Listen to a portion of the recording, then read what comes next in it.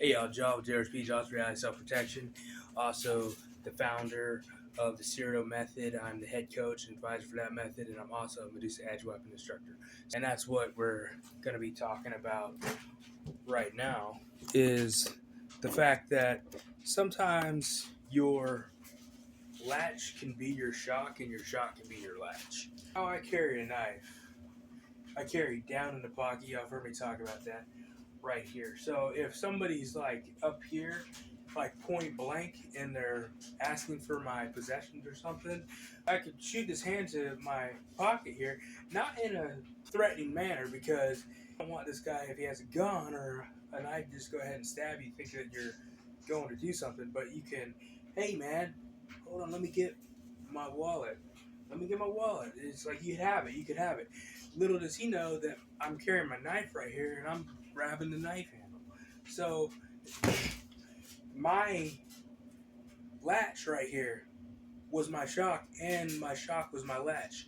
Just hands in the pocket, like acting like I'm grabbing the wallet, but his attentions to that automatically come violently and grab the back of his neck.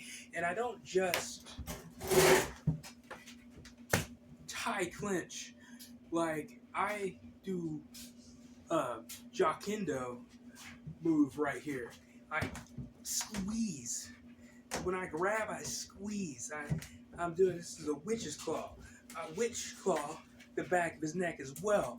And so not only do I have him in that grab tie clinch, I have him in a witch's claw tie clinch where I'm really squeezed in there. And then and then I automatically go into the stabbing. Okay? And it's gonna be bad business from there. So this guy right here, it has me at knife point or gun point, and he's either demanding my possessions or he's demanding me to move locations with him. Okay, now if he's demanding my possessions, I'm not gonna risk my life over my possessions. If he's what Rory Miller would have called a resource predator, he's after my possessions, chances are I comply with him and just be like, take it. Or at that point, if he's after my resources, I could have my wallet. I could throw that on the ground. Oh, you want my wallet? Well, here, there it is, over there. You know, I could probably throw that on the ground.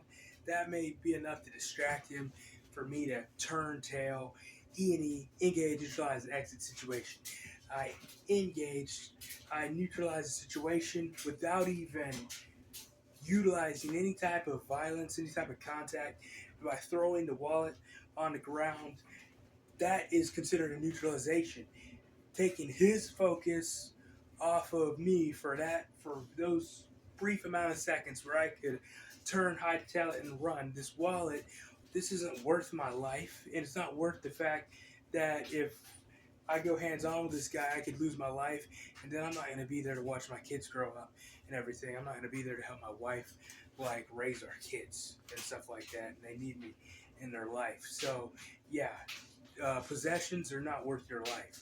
So I could throw that on the ground. Maybe, hopefully, he's a resource predator. That's all he's worried about.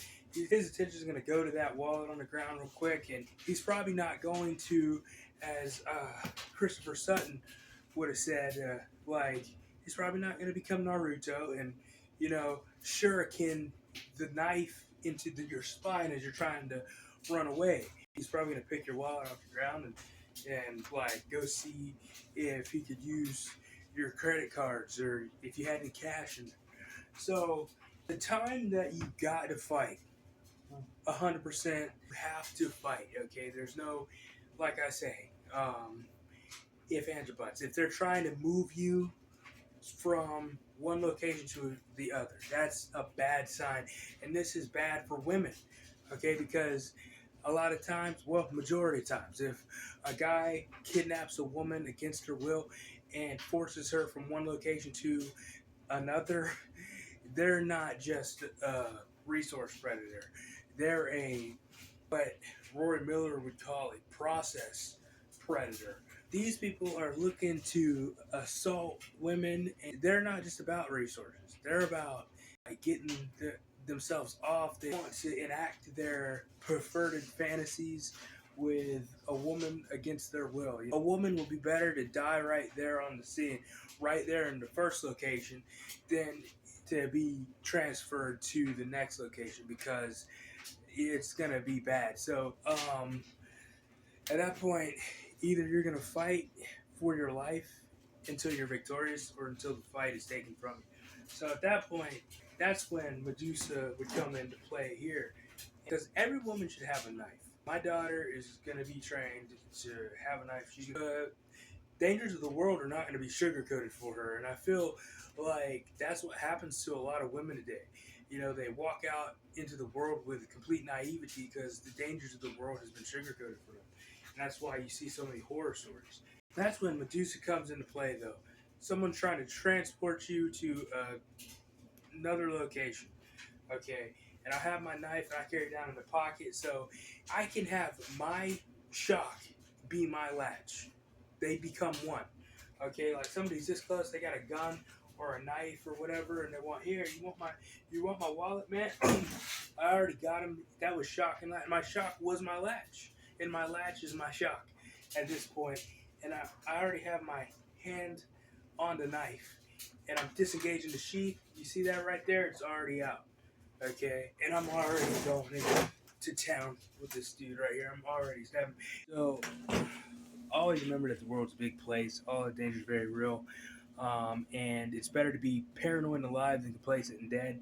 I don't want you guys to go through your lives living in paranoia, thinking that, you know, the boogeyman's underneath your bed. That's no way to live.